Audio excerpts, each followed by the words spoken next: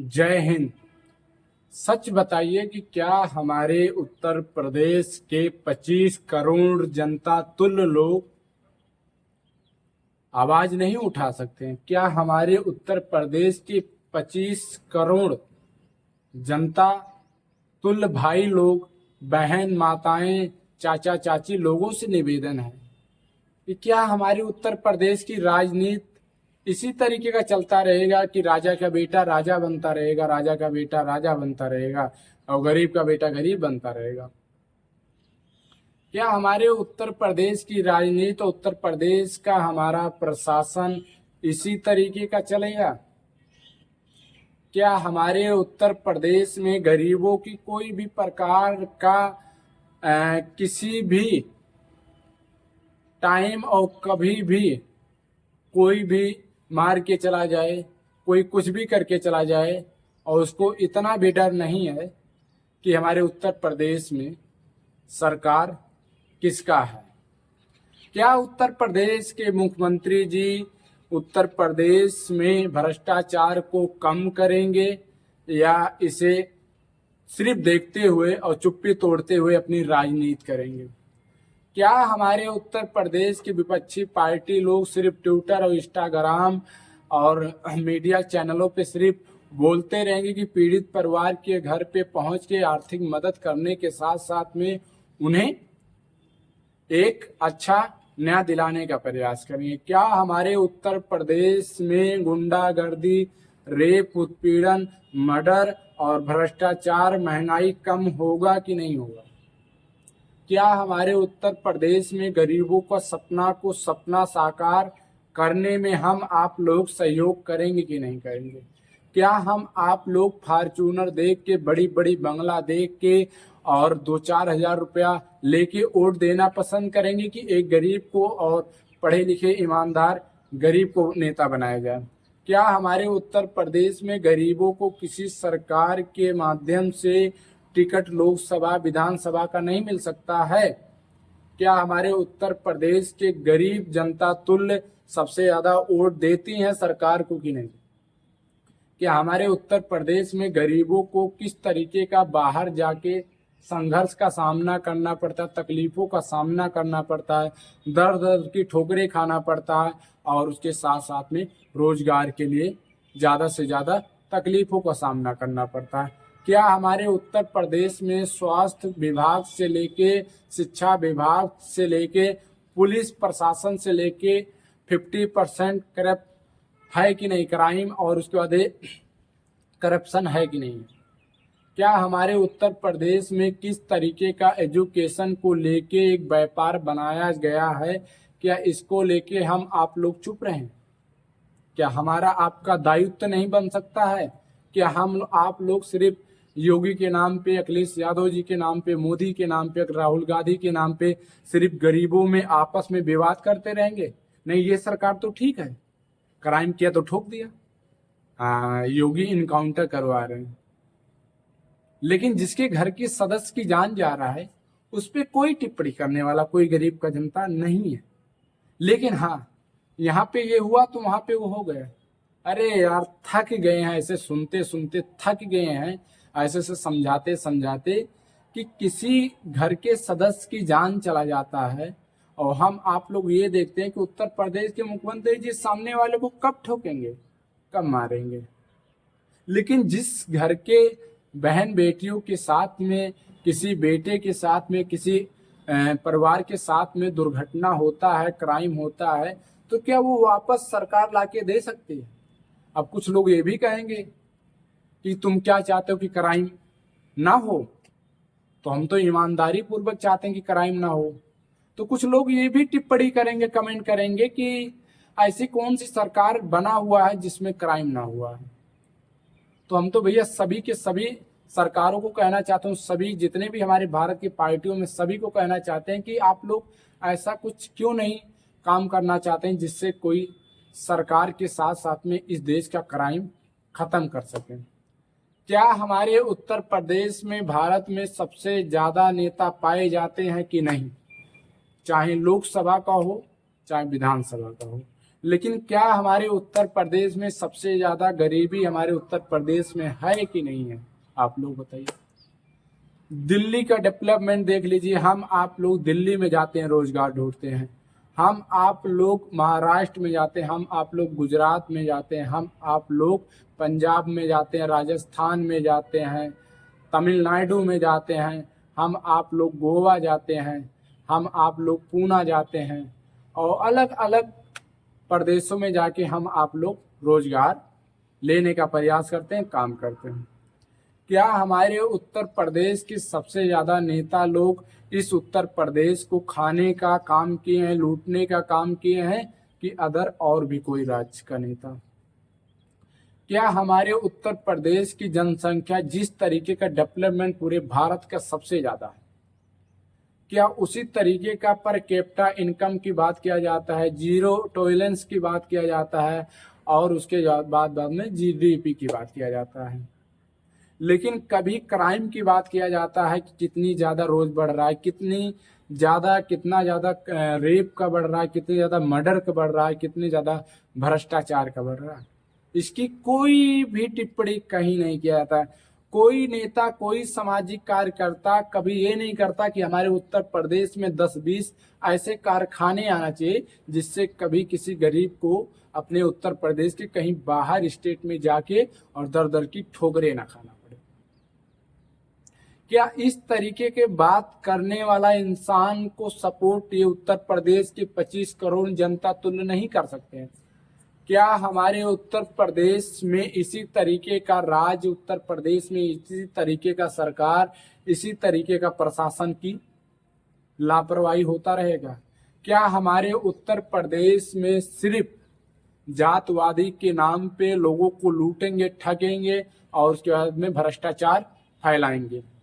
क्या हमारे उत्तर प्रदेश में गरीब एक ईमानदार पढ़ा लिखा व्यक्ति आवाज उठाएगा तो उस आवाज उठाने के लिए उसको सजा दिया जाएगा? क्या हमारे उत्तर प्रदेश में गरीबों को एक बड़ा सपना देखने का मौका नहीं मिल सकता है? क्या हमारे उत्तर प्रदेश में इसी तरीके का क्राइम बढ़ेगा, इसका कोई भी सरकार समाधान नहीं कर सकता? बात देखिए काफी है, मैं हमेशा ट्विटर, इंस्टाग्राम, फेसबुक पे हमेशा डालता रहता हूँ वीडियो। लोग मेरे वीडियो को देखकर मजा भी लेते हैं। कुछ लोग कहते हैं कि तो विनोदवा पगला गया है, ये विनोदवा पगला गया है। तो हमें पगलवा ही समझ लीजिए आप लोग, हम पागल ही हैं। जो देश की बात करे, देश की आन शान की बात करे, इस गरीबों की बात करे, उत्तर प्रदेश के एजुकेशन की बात करे, शिक्षा स्वास्थ्य की बात करे, वो पागल है। और इस देश का जो कमर तोड़ ठुमका लगाते हैं उसके लिए सही है। इस देश का उत्तर प्रदेश में जो एक अश्लील गाना गाते हैं उनके लिए सही है।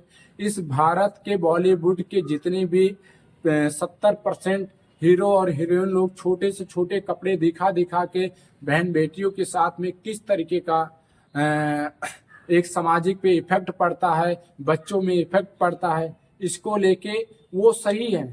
सोचिए कि अभी परसों की बात मैं दिखा रहा हूँ, दिवाली के दूसरे दिन की बात बताता हूँ। एक मूवी आया था जिसका नाम सिंघम अगेन था। सोचिए उस मूवी को देखने के लिए हर थिएटर का टिकट का दाम डबल हो गया था। हमारे भारत के उत्तर प्रदेश के इतने ज्यादा लाइक करते हैं कि छोटा सा छोटा कपड़ा कितना देखने को मिल जाए, किस तरीके का देखा जाए कि मौज मस्ती फनी। लेकिन देश का भगत सिंह के रास्तों पे चलने के लिए, अम्बेडकर जी के रास्तों पे चलने के लिए, अब्दुल कलाम जी के रास्तों पे चलने के लिए काम करेगा तो उसका वीडियो कोई शेयर नहीं करेगा, कोई लाइक नहीं करेगा। मेरे पास इतने पैसे तो नहीं है कि मैं एक फॉर्च्यूनर गाड़ी से और मैं जाऊं और उतरूं और लोगों को बड़ी से बड़ी झूठ से झूठ और बड़े से बड़ी बातें करके, मीठी मीठी बातें करके और उनके साथ, उनके बच्चों के भविष्य के साथ में खेल के और रिपोर्टिंग करके चला आऊं। मैं नहीं जाता हूं, हर जगह में नहीं पहुंच पाता हूं। ये भी हकीकत है कि अगर मैं जाऊं तो मुझे लगता है कि मेरी सवालों का जवाब न प्रशासन न नेता वहां के नहीं दे पाएंगे। अनुराग यादव का हत्या अभी 4 दिन पहले हुआ है जौनपुर में। जौनपुर का जो मामला हुआ है, वहाँ का जो एसडीएम और डीएसपी हैं वो कह रहे हैं कि ये 42 साल का मामला जमीनी विवाद चल रहा था। जब 42 साल का मामला ये जमीनी विवाद चल रहा था तो आप क्या झक मार रहे थे कुर्सी पे बैठ के? आप सिर्फ लूटने का काम करेंगे? 42 साल का कह रहे हैं, शर्म करना चाहिए उस अफसर को कि 42 साल में वो भी किसी के नाम पे वो जमीन नहीं था, वो बंजर जमीन था। क्या प्रशासन चाहती तो उस जमीन को कब्जा करके और सरकार के हवाले करके कुछ पेड़ पौधे या कुछ अलग काम नहीं कर दिया जा सकता? एक नाला बना दिया, कुछ और भी काम करा दिया जा सकता था। क्यों इस तरीके का भ्रष्टाचार और इस तरीके का 42 साल का मामला निकला? क्या 42 साल के बीच में क्या 100 बार भी विवाद नहीं हुआ होगा इन दोनों परिवारों को लेके, जमीन को लेके? जरूर हुआ होगा। प्रशासन इसमें सिर्फ पैसे ले लेके और काम अपना हटा दी। और जो वर्तमान में वहां पे फूट फूट के रोने वाले मुखिया जी हैं, प्रधान जी, वो कहते हैं कि बहुत बड़ा अन्याय हुआ। अरे शर्म करो तुम कि तुम मुखिया थे, 5 साल के मुखिया हो। तुम्हें जब पता था कि इस तरीके का मामला था तो जब तुम प्रधान बने थे तो उस जमीन को कब्जा क्यों नहीं तुम कर लिए? क्यों नहीं पेड़ पौधा या कुछ सरकारी योजना लाके उस पर काम करवा दिए कि आपस में दोनों पार्टी की कोई विवाद रह ही न जाए? और आज कैमरा के सामने, मीडिया के सामने अपनी टीआरपी, अपनी इमेज बढ़ाने के लिए आज कहते हो कि कथा अनुराग यादव के साथ में बहुत बड़ा गलत हुआ। 42 साल का मामला कर रहा था। अरे शर्म करना चाहिए ऐसे मुखिया और प्रधानों को। मैं सभी प्रधान तुल्य जनता को निवेदन करना चाहता हूं, उत्तर प्रदेश के हर एक जिले, वार्ड, हर एक गांव से, कि एक जब प्रधान चुनाव लड़ता है और जीत जाता है तो अन्य और जितने भी प्रधान लोग चुनाव लड़ते हैं, हार जाते हैं, तो जब वो भ्रष्टाचार करता है तो क्या विपक्षी पार्टी प्रधान लोग, मुखिया लोग उसका विरोध करते हैं? क्यों नहीं उसका विरोध करते हैं? प्रधान तो आपको भी बनना है, लेकिन उसका विरोध नहीं करना है। मतलब जो भी उस गद्दी पे उस मुखिया बनने का काम करोगे वही ठगो खाओगे। आज हम ठग खा रहे हैं, कल वो ठगे खाएंगे। लेकिन जब एक प्रधान ठगने खाने का काम करेगा और जो हारा हुआ व्यक्ति प्रधान अगर उसके ठगने खाने का जवाब मुंह तोड़ देगा, उसके कामों को लेके हमेशा कभी सरकार से, कभी मीडिया के सामने, कभी थाना और पुलिस में जब वो अपने हिसाब से वो और आवाजें उठाता रहेगा तो क्राइम और भ्रष्टाचार नहीं हो सकता है। लेकिन सभी लोग को बस यही है कि आज हम प्रधान बन गए हैं तो हम ठगे खाएंगे, कल वो बन जाएंगे तो वो ठगे खाएंगे। ऐसे जब छोटी से छोटे चुनाव से लेके इस तरीके का करप्शन है तो ऊपर की बातें क्या किया जाए। आवाज सभी पार्टियों को उन्हीं को टिकट देना है जिसके पास पैसे हैं, जिसके पास पावर है। निवेदन करना चाहते हैं, हाथ जोड़ के आप सभी लोग से विनती करना चाहते हैं कि नेताओं के चक्कर में आपसी में विवाद न करिए। इन नेताओं के चक्कर में कभी भी आप लोग अपने आप को ऐसा काम न करिए जिससे कि आपके बच्चे की भविष्य, आपके समाज की भविष्य और आपका भविष्य बिगड़ जाए। कोई नेता का लड़का रैलियों में धूप में खड़े होकर जयकारा योगी आदित्यनाथ जी का नहीं लगाता है। किसी सांसद और विधायक का लड़का कभी योगी जी का जिंदाबाद और जयकारा गरीबों के बीच में खड़े होकर नहीं लगाया। उसको तो बगल में, नेताजी के बगल में कुर्सी चाहिए, तो राजा ही बनेगा ना। और जो बड़े बड़े लोग की रखवाली करते हैं और ड्राइविंग करते हैं, उनका बेटा जाएगा रैलियों में और कहेगा था क्यों पड़े हो चक्कर में, कोई नहीं है हमारे नेताजी के टक्कर में। यही उत्तर प्रदेश का हाल है। सोचिए, जब तक हम आप लोग इस तरीके का अपने दिमाग से सोच हटाएंगे नहीं, नेताओं के पीछे भागेंगे नहीं, एक अच्छा नेता चुनेंगे और एक दूसरे से इस तरीके का कड़ी से कड़ी गरीबों के साथ में मिला के रखेंगे तो ये उत्तर प्रदेश, ये समाज ऑटोमेटिक एक अच्छे डेवलपमेंट के रास्ते पे जाएगा। लेकिन हमें आपको गरीबों को पैर खींच के खींचना है। हम गरीब हैं तो वो भाई कुछ करना चाहता है उसको भी खींच लो। और पुलिस वाले क्या करते हैं, जब भी कहीं चेकिंग लगता है तो फॉर्च्यूनर को देखते हैं, BMW को देखने तो ये करते हैं, और सभी 2 चक्का वाहनों को, टैक्सी ऑटो वालों को पकड़ लो। चालान करो, पकड़ लो भाई, पकड़ लो। उन पे रोक जमाते हैं। आपके पास हेलमेट नहीं है, हेलमेट भी बेचारे के पास, लाइसेंस दिखाओ, लाइसेंस भी कहीं है, तुम्हारे टायर में हवा है, इंश्योरेंस है, धुआं गाड़ी दे रही है। मतलब अनाप शनाप करके ऐसे लगता है कि वो इस तरीके का क्राइम कर दिया है कि 200-400 रुपया जो भी जेब में आ जाए।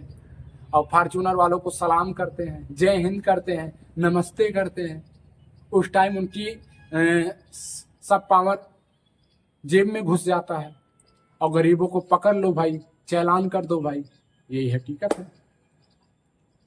देख लीजिएगा, आप कहीं भी जाइएगा, एक फॉर्चूनर का उतरने वाला इंसान डॉक्टर के पास में जाता है तो वो लाइन में नहीं खड़ा होता, सीधा उसका दवा होता है। एक गरीब जनता तुल्य जाते हैं तो दर दर की ठोकरें खाते हैं। उनकी रहती है नंबर 50 तो उनका लगा दिया जाता है 70, क्योंकि 20 लोग अमीरों के पास, उन्हें लाइन नहीं। जब हमारे भारत में जब भी पैसा नोटबंदी को लेके, काला धन को लेके बंदी हुआ था और दूसरा नोट निकालने का प्रयास किया गया था, तो क्या कभी अमीरों लोग के परिवार लोग भी गए हैं? क्या लाइन में खड़े होके कभी वो पैसा जमा किए? गरीब लोग जमा करते हैं। आज दाखिल खारिज से लेके, थाना से लेके, कचहरी से लेके, शिक्षा से लेके, स्वास्थ्य से लेके, रोड से लेके, पीडब्ल्यूडी से लेके, जितनी भी ऑल टोटल है हमारे उत्तर प्रदेश में योजनाएं, सभी के सभी अमीर लोग ठग खा रहे हैं, गरीब लोग गरीब होते हुए जा रहे हैं। सोचिए, देश का अन्नदाता किसान होता, किसान की बात, उसकी फसल की बात आज तक कोई नहीं किया है कि 5 बीघे की धान सूख गया है और फसल नहीं उगा हुआ है। लेकिन एक नेता के लड़के का एक पेड़ छोटा सा सूख जाए तो पूरे भारत में टीआरपी चलने लगता है, पूरे भारत में न्यूज होने लगता है। ये सच्चाई है। अभी भी समय है, आप लोग समझने का प्रयास करिए, हमारी बातों को समझने का प्रयास करिए। हमारे पास जो भी नॉलेज है उसी तरीके का हम आप लोग को समझाने का प्रयास करते हैं। टीआरपी कमाने का प्रयास नहीं करते। नहीं, हमारे पास भी और भी ऑप्शन था। हम भी जाते कहीं रोड चौराहे पे ठुमका लगाते, हम भी रील बनाते और हम भी कॉमेडी बनाते और हम भी वायरल होते, हम भी लाखों रुपया कमाते। लेकिन भाई, अगर सब यही करेंगे तो ईमानदार लोग की फिर जगह कहाँ रह जाएगा? फिर ये गरीब लोग जो सपना देख रहे हैं उनका साकार कौन करेगा? तो मदद करिए, सपोर्ट करिए, शेयर करिए, लाइक करिए, कमेंट करिए। बस, जय हिंद।